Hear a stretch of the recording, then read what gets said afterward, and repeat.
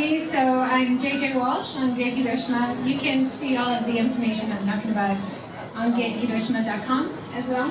Contact me anytime if you have any questions or comments. GetHiroshima 知ってる人いますか？まだ知らない人多いな。これぜひ検索してみてください。外国人の向けて情報ウェブサイトと最近雑誌もできてる。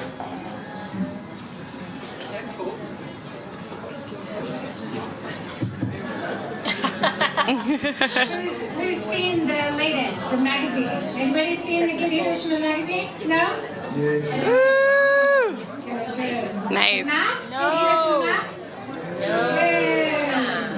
Read number 3? I'm wasting time. Are we okay? So who was here in August 20th? Who was here August 20th? For the disaster, so you know about the lightning storm, the heavy rain. I live in a really old house in Ushta, and I was sure our roof was going to come right down. It was so hard, sometimes I thought it was hail, and everybody in the city saw the muddy rivers. That's all we saw. We didn't know how bad it was. I went to work in Asa-minami-ku, and on the way I was taking pictures, and there was lots of little landslides, and I was putting it on Twitter. And soon I was contacted by the BBC and Canadian radio, and they wanted to do interviews, and I said, I don't know anything. And they said, we just want somebody who's there to tell us about it. So I'm not an expert, I just was here, and I was happy to talk to them. We arrived on the first official day of volunteering, and I'd really like to say thank you to Mark Exton of Hiroshima International School and Kaz Miyake, who told us about how to do it, where to go, what time to go, and everything you should take so that you're prepared. We didn't need all of that, but it was really good base to start on. When we arrived, it was about 8:30. We registered at 9 o'clock, wrote our names and addresses, and then we were given insurance, and it was really simple process. I was then interviewed about 5 times in Japanese, and every time I was interviewed, they would ask me, so this is only for Hiroshima people, so why are you doing it? And I was on Hiroshima television saying, well, 私も広島人だよ. I'm also a Hiroshima person, and this is really important to me. I live here, this is my community. And so there was more press than people at this point, but it soon filled up, and they had more than enough volunteers. They were turning people away by about 11 o'clock. We went to the area, and our job was a specific area we were all designated for. So it was very organized. We had 10 people. Our job was to clear the road for the residents and to clear resident areas who had asked for help from the city. So our first job was to make piles, and this looks like mud, so we dug right in, but it's not mud, it's all rocks. So we were just doing it by hand, putting it in bags, and then putting the bags in the piles, and then the diggers would take the piles away. So it's a very tedious, long process. Our second job, we helped a family that had registered for help. This was a multi-generational family, so they had grandparents, parents, and kids. And when I saw their junior high school girls, and I was so emotional, and I said, I'm so glad you're okay. And then I felt really bad because, of course, they're going through such a hard time. They've lost family, and their neighborhood is in danger, and they must be worried every time it rains. This is a vacant building that was right next to the house, and they said for years they hated this building, but it protected them, and it protected everybody in the neighborhood below them.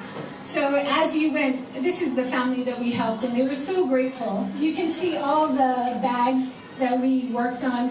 There were about 15 of us, some official volunteers, some volunteers who just showed up and helped. A lot of junior high school kids we saw just show up and help because they were too young to be official volunteers. We saw baseball teams going by and saying, "Ush, ush," as they go by, you know, and yeah. These guys were from Mazda. They gave up their day to volunteer. They were in my group. Really friendly guys. We were talking about favorite food the whole day. This guy will eat anything. He loves natto and peanut butter. It's fantastic. And we saw teams working together, passing these bags out of buildings to clear all the damage that was happening.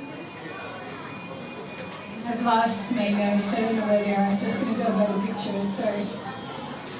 So teamwork. There's so much great teamwork going on. So these are 3 young guys who joined our group. Their mom is a junior high school teacher, and she brought them. And they were so good-natured and fun. And we did a mini English lesson. And how old are you? And they're like, oh, I don't know.